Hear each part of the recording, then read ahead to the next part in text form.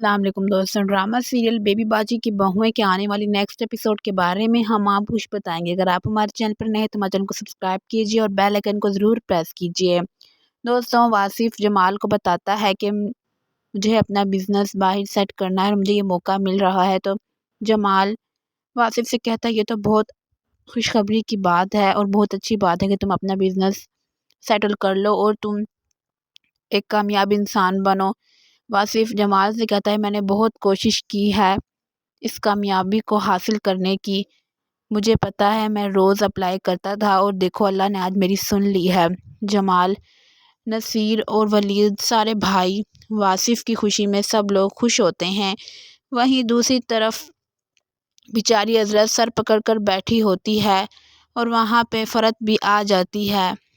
اور کہتی ہے فرت سے کہ مجھے تو لگا تھا کہ بیبی باجی کے جانے کے بعد اس گھر کی بڑی میں ہی ہوں گی، میرے ہی فیصلے ہوں گے اور ہر کوئی میری ہی عزت کرے گا، میرے حکم مانے گا،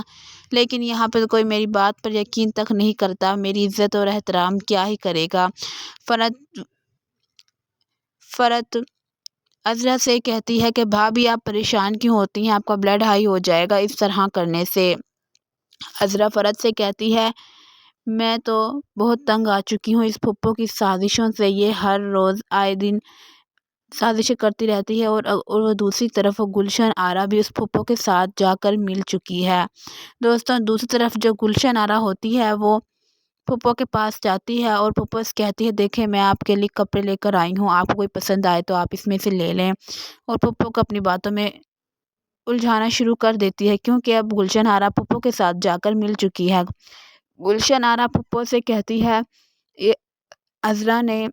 بہت برا کیا ہے، ان گھر والوں کے ساتھ جادو ٹونے کرتی رہی ہے، اس نے تو اپنی ساتھ پر جادو ٹونا بھی کروا دیا، اپنی فرت کے کمرے کے نیچے تعویذ رکھتی تھی، اس کی گدے کے نیچے تعویذ رکھتی تھی، اس نے بہت بہت برا کیا ہے اس گھر کے ساتھ، اور اس کو تو اتنا بھی موقع نہیں ملا کہ یہ بیبی باجی سے آخری وقت میں معافی بھی مانگ سکے۔ وہیں پھپھو مگرمچھ کے آنسو بہانا شروع کر دیتی ہے اور کانوں پر ہاتھ رکھ کے توبہ توبہ کرتی ہے کہ تو کیسی منحوس عورت ہے، اس نے تو اس گھر کو تباہ و برباد کر دیا ہے۔ گلشن آرا کہتی ہے اس نے اس گھر کی جڑیں ہلا کر رکھ دی تھی اور اینڈ پہ آ کر اس کو کینسر تک بھی ہو گیا تھا، اور اس کو جمال بھائی اس کے گھر چھوڑ آئے تھے بہت مشکلوں سے، بات کو رفع دفع کر کے بچوں کے لیے جمال بھائی نے اپنا دل بڑا کیا اور اس کو واپس لے آئے۔ پھپھو تو یہ ساری باتیں سن کر مگرمچھ کے آنسو بہانا شروع کر دیتی ہے اور پھوٹ پھوٹ کے روتی ہے۔ دوسری طرف آپ لوگ یہ بھی دیکھیں گے کہ جب جمال گھر پہ واپس آتا ہے تو پھپھو جاتی ہے جمال کے پاس اور جمال سے کہتی ہے بیٹا یہ گھر کس کے نام پہ ہے، تو جمال پھپھو کو آخرکار بتا ہی دیتا ہے کہ پھپھو یہ گھر تو میرے نام پہ ہے اور اس گھر کے کاغذات بھی میرے پاس ہیں، تو پھر پھپھو اب اس گھر کو اپنے نام کروانے میں بہت دیر نہیں لگائے کیونکہ اس کو پتہ ہے کہ جمال تو اس کے قابو میں ہی ہے، وہ جب چاہے اس گھر کو اپنے نام کروا سکتی، اگر گھر عذرا کے نام ہوتا تو پھپھو اس کو اپنے نام نہیں کروا سکتی تھی، اب پھپھو اس گھر کو اپنے نام کروائے گی، اگر یہ گھر اس کے نام نہ ہوا تو وہ پیپرز اپنے پاس رکھ لے گی۔ پھپھو آئے دن روز سازشیں کرتی رہتی ہے۔ دوسری طرف آپ لوگ یہ بھی دیکھیں گے کہ جو سمن اور ولید ایک پارک میں دونوں ملتے ہیں اور سمن ولید سے کہتی ہے کہ آخرکار ہم دونوں کی شادی کب ہوگی، میں تو اس دن کا بے صبری سے انتظار کر رہی ہوں جس دن ہم دونوں ایک ہو جائیں گے، ہماری منگنی کو 1.5 سال ہو چکا ہے اور ابھی تک ہماری شادی کا کوئی امکان ہی نہیں ہے۔ واصف ولید سمن سے کہتا ہے نہیں ہماری شادی ضرور ہوگی، گھر میں کچھ مسئلے چل رہے ہیں اسی وجہ سے ہی لیٹ ہو رہا ہے، ورنہ ہماری شادی تو کب کی ہو چکی ہوتی۔ دوستوں، دوسری طرف آپ لوگ یہ بھی دیکھیں گے کہ جو اسما ہے وہ نصیر کی وجہ سے بہت زیادہ پریشان ہے، اس کا موبائل چیک کرتی ہے اور آج تو اسما نے ٹھان لی تھی کہ وہ نصیر کا پیچھا کرے گی اور دیکھے گی کہ وہ کہاں پر جاتا ہے، اور نصیر کا پیچھا کرتی ہے اسما رکشے سے،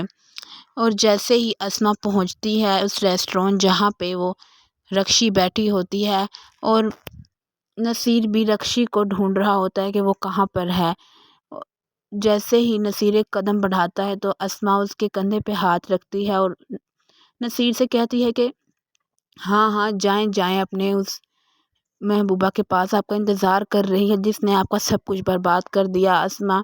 نصیر اسما کو چپ کروانے کی بہت کوشش کرتا ہے، لیکن اسما وہ کہانی نہیں سمجھ رہی جو نصیر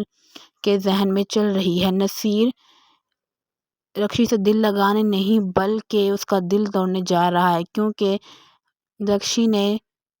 نصیر کا سب کچھ برباد کر دیا، اس کا وہ وقت برباد کر دیا۔ شادی سے پہلے بھی وہ اپنی ماں سے الجھا رہتا تھا اور یہ شکوہ کرتا تھا کہ آپ نے میری رکشی سے شادی کیوں نہیں کروائی۔ نصیر اپنی اس غلطی کو سدھارنا چاہتا ہے اور وہ رکشی کو سبق سکھانا چاہتا ہے، لیکن یہ بات اسما نہیں سمجھ رہی۔ اسما کو لگ رہا ہے کہ شاید وہ پھر سے اس سے محبت کرنے لگا ہے، پھر سے اس کے پیچھے جا رہا ہے۔ اب ان دونوں کے درمیان ایک خلل سی پیدا ہو جائے گی اور ایک دیوار پیدا ہو جائے گی۔ اب اسما نصیر سے بات نہیں کرے۔ دوستوں، آپ لوگوں کو کیا لگتا ہے، کیا اسما نصیر کو سمجھنے کی کوشش کرے گی؟